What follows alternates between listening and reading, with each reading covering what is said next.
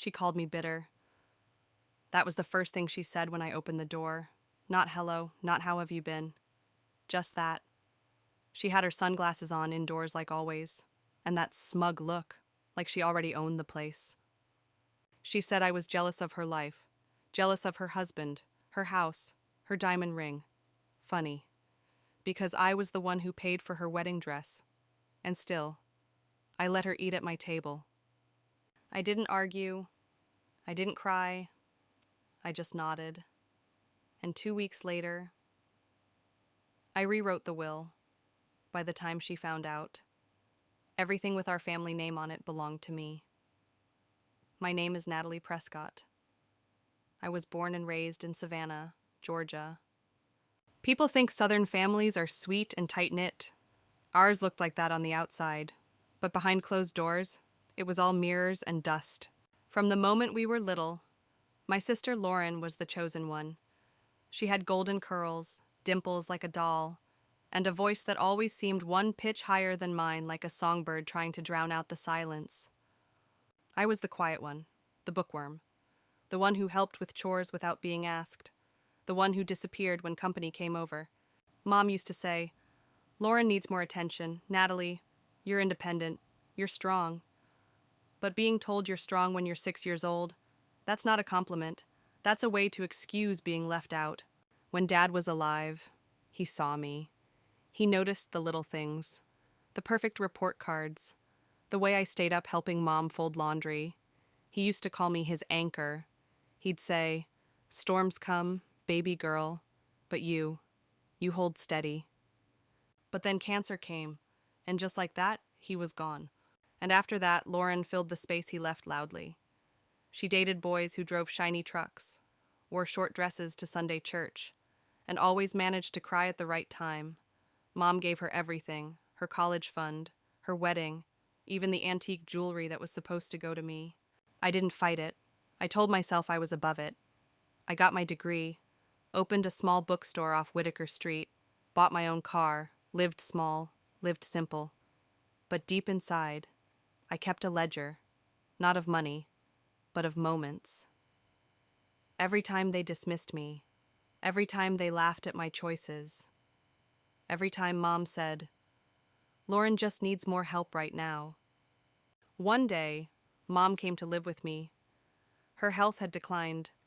Nothing drastic, just the quiet forgetting, medications, names, appointments. I moved her into the guest room, made her tea every night, took her to the doctor, cooked her favorite food, even when she forgot she liked it. Lauren visited twice that year. Twice. And yet, she still called herself the good daughter. At night, Mom would sit by the window and talk about Dad, about how the house felt emptier every year. One night, she looked at me and whispered, "I don't know how I ever let you slip through the cracks." That night, she asked to change her will. I told her she didn't have to, but she insisted. We went to the lawyer the next morning. Everything was notarized. She left the house to me, the old land, the savings, all of it. She hugged me before bed that night. And for the first time in years, I felt seen, truly seen. But I never told Lauren, because sometimes silence holds more power than shouting. And I knew, one day, she'd find out, and that would be the beginning of everything changing. Lauren showed up with her perfect teeth and her perfect tan, as if the world owed her another round of applause. She stepped out of a black SUV in 4-inch heels, waving like the queen of something. Savannah hadn't seen her in months, maybe years, but when she came, she made sure everyone noticed. I had just finished sweeping the front steps of the bookstore when she strutted up. She didn't even say hi. She looked at the building, wrinkled her nose, and said, "You still running this hobby?" I didn't answer. She walked past me and inside, scanning the place like it was a thrift store. "Wow," she said, "smells like old paper and loneliness." That was Lauren's way. Every compliment came dipped in vinegar, and I let her talk. Because when you let someone keep talking, Eventually. They expose everything you need to know. She stayed the night at Mom's old room, now a quiet space filled with the scent of lavender and the echoes of late-night conversations. She didn't ask if she could stay. She just said, "I'll take the room upstairs. I'm exhausted from the flight," as if I worked for her. That night at dinner, I cooked roast chicken with rosemary, mashed potatoes with butter, and pecan pie from scratch. She pushed the pie away and said, "Trying a little hard, aren't we?" I poured myself some tea, didn't say a word. But then came the line, the one she probably rehearsed on the plane, the one she thought would cut deep. She leaned back, crossed her arms, and said, "You know, you've always been so bitter. Maybe if you smiled more, you wouldn't be so alone." She laughed, like it was just a joke, a passing insult wrapped in sugar.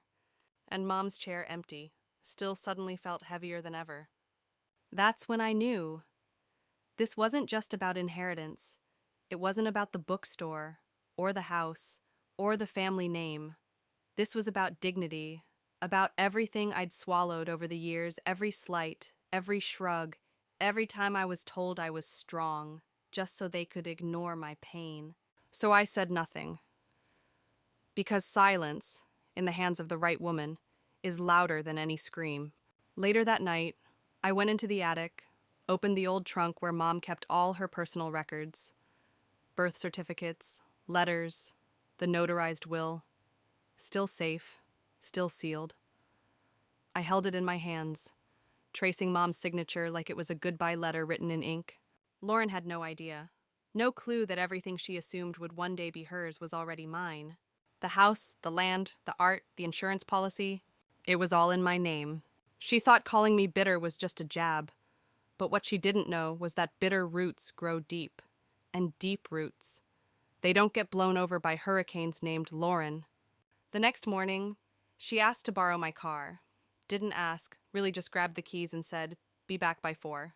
She came home with bags from expensive boutiques and a bottle of wine she didn't pay for. "Put it on your tab," she told the clerk, giggling. I watched her from the porch, still said nothing. But inside, I was rewriting everything. Not the will it didn't need changing. No, I was rewriting my presence in the story. The girl who was too quiet. The woman who was too bitter. The daughter who was always second best. I called the family attorney, asked him to schedule the reading. No special reason. I said, "Just closure." He agreed. We set it for 2 weeks later. Lauren stayed one more day, before she left. She turned to me on the porch and said, "Thanks for playing house. I'll be back for the real thing soon." She kissed the air beside my cheek and drove off, leaving tire marks like scars on my driveway. I stood there a moment longer, listened to the wind rustling through the pecan trees, and whispered to myself, "They always come back, but they never see the storm coming." The day of the will reading felt strangely calm, like the eye of a hurricane.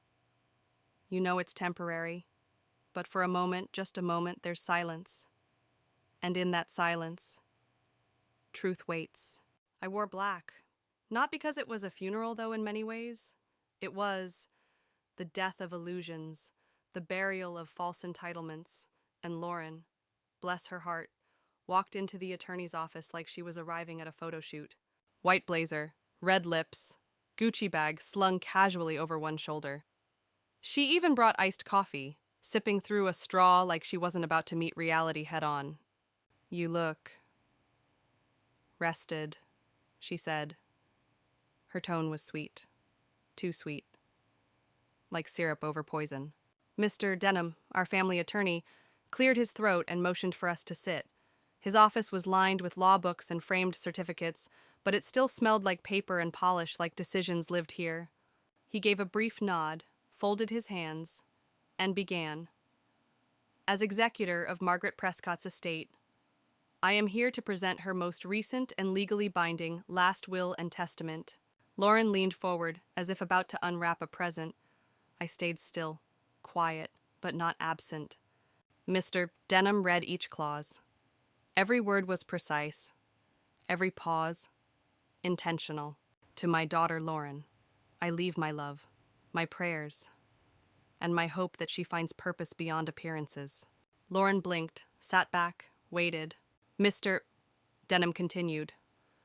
To my daughter, Natalie, who stood by me, cared for me, and never asked for recognition, I leave all tangible assets under my name, the Prescott house, the adjoining land, the savings account ending in 5829, the jewelry collection, and the entirety of my estate.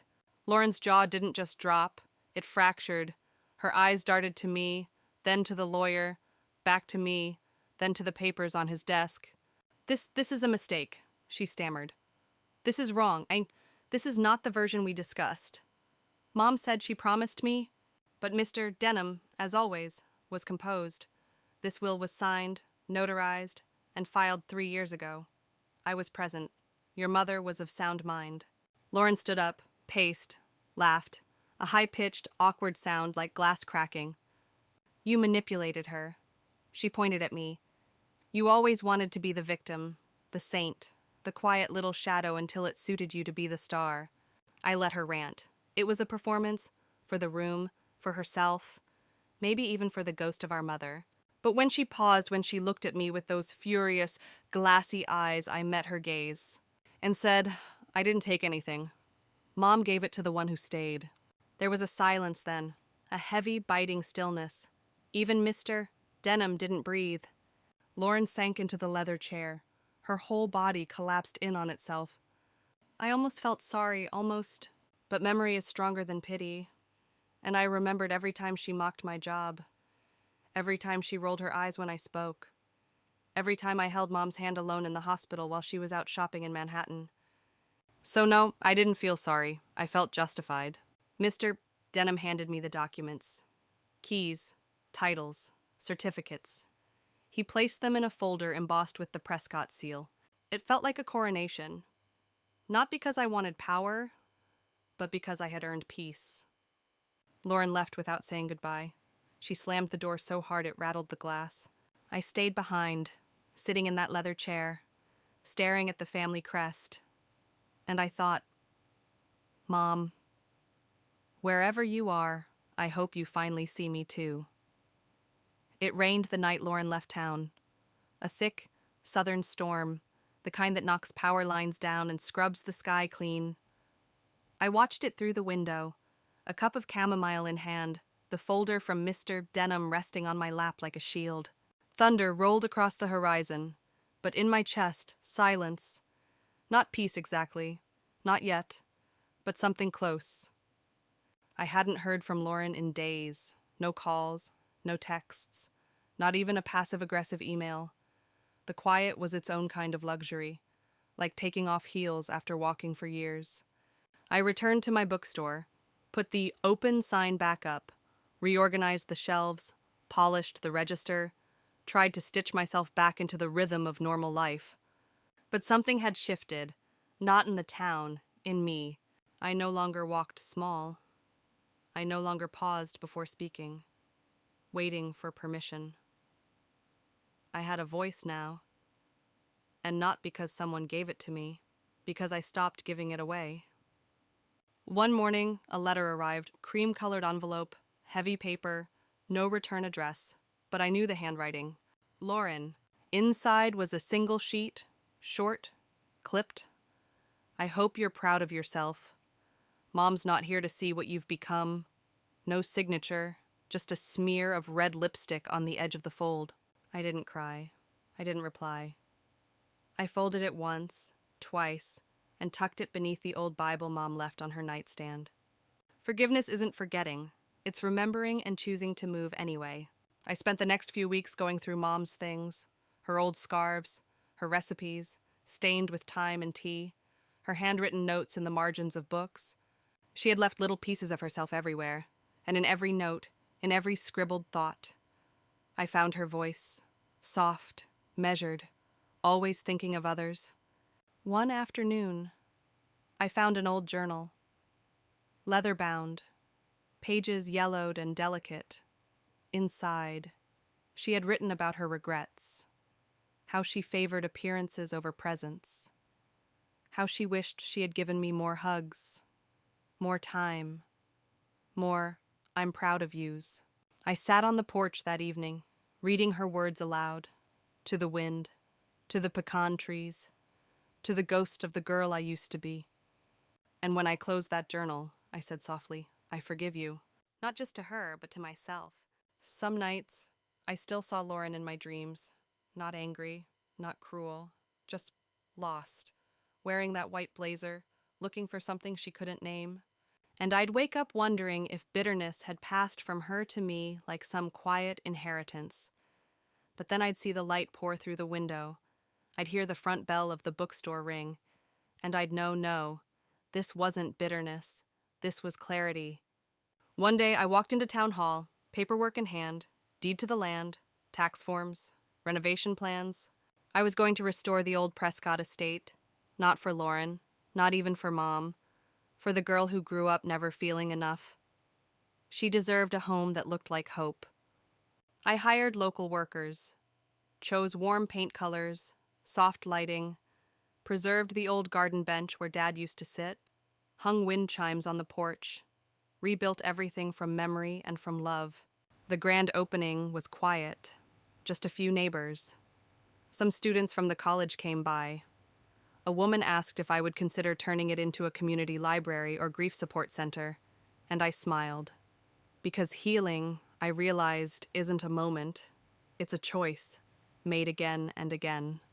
Lauren never showed up, but I left a chair for her, on the back porch, just in case the day ever comes when she wants to sit. Not to argue, but to remember, because revenge doesn't always look like fire. Sometimes, it's a garden, and the quiet satisfaction of knowing you built something beautiful, with all the things they thought would break you. Months passed. The house grew quieter, but not empty. Peace has a sound, you know. It's the hum of a kettle boiling in the morning, the creak of wood floors warmed by sunlight, the soft thud of a book closing when you finish the final page. And in those small sounds, I found myself, not as someone's daughter, not as someone's shadow, but as me, Natalie Prescott, woman, owner, survivor. One Saturday, I hosted a book reading in the restored parlor. A young poet named Elise read verses about losing her mother. Halfway through, her voice cracked, and without thinking, I walked up, put a hand on her shoulder, and read the last stanza for her. Afterward, someone asked, "Are you her mother?" I smiled and said, "No, but I know the weight she's carrying." That moment stayed with me, because for the first time, I wasn't reacting to my past. I was building something from it. And yet, just when you think the story's over, life hands you a sequel. One morning, I received a letter. No lipstick this time, no spite, just 4 lines. "I'm sorry, I don't know who I am without the stage. I miss her too, Lauren." I read it once, then again, and again. No return address, but the words felt real. Like a woman standing in the ashes of a persona she no longer believed in. I didn't reply, but I didn't need to. Some things are better answered with grace than with words. That afternoon, I walked to the safe in the back of the house, unlocked it, pulled out Mom's will, and the envelope I had sealed months earlier, the one Mr. Denham gave me in case I ever wanted to update anything.